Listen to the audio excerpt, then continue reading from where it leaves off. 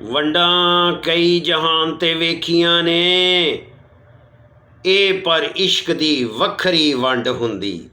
ਵੰਡਾਂ ਕਈ ਜਹਾਨ ਤੇ ਵੇਖੀਆਂ ਨੇ, ਇਹ ਪਰ ਇਸ਼ਕ ਦੀ ਵੱਖਰੀ ਵੰਡ ਹੁੰਦੀ।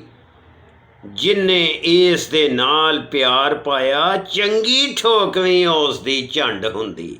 ਕਿਤੇ ਚੂਰੀਆਂ ਦੇ ਛੰਨੇ ਖਾਣ ਨੂੰ ਨੇ, ਓਏ ਕਿਤੇ ਸਿਰਫ ਖਾਣੀ ਸੁੱਕੀ ਫੰਡ ਹੁੰਦੀ। ਤੇ ਗੁੱਡੀ ਫੇਰ ਪਿਆਰ ਦੀ ਇੰਝ ਉੜਦੀ, ਜਿਵੇਂ ਪੇਚਵੇਂ ਧਾਗੇ ਦੀ ਗੰਢ ਹੁੰਦੀ।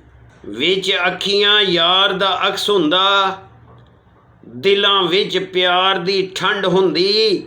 ਇੰਝ ਉਸ ਦੇ ਪਿਆਰ ਨੂੰ ਸਾਂਭ ਲੈਂਦੇ, ਜਿਵੇਂ ਛਿਲੇ ਦੇ ਬਾਲ ਦੀ ਝੰਡ ਹੁੰਦੀ।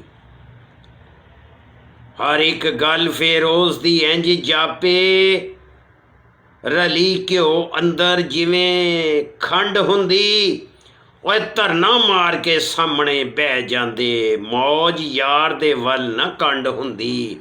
ਵੰਡਾਂ ਕਈ ਜਹਾਨ ਤੇ ਵੇਖੀਆਂ ਨੇ, ਇਹ ਪਰ ਇਸ਼ਕ ਦੀ ਵੱਖਰੀ ਵੰਡ ਹੁੰਦੀ। ਜਿਹਨੇ ਇਸ ਦੇ ਨਾਲ ਪਿਆਰ ਪਾਇਆ, ਚੰਗੀ ਠੋਕਵੀਂ ਉਸ ਦੀ ਝੰਡ ਹੁੰਦੀ।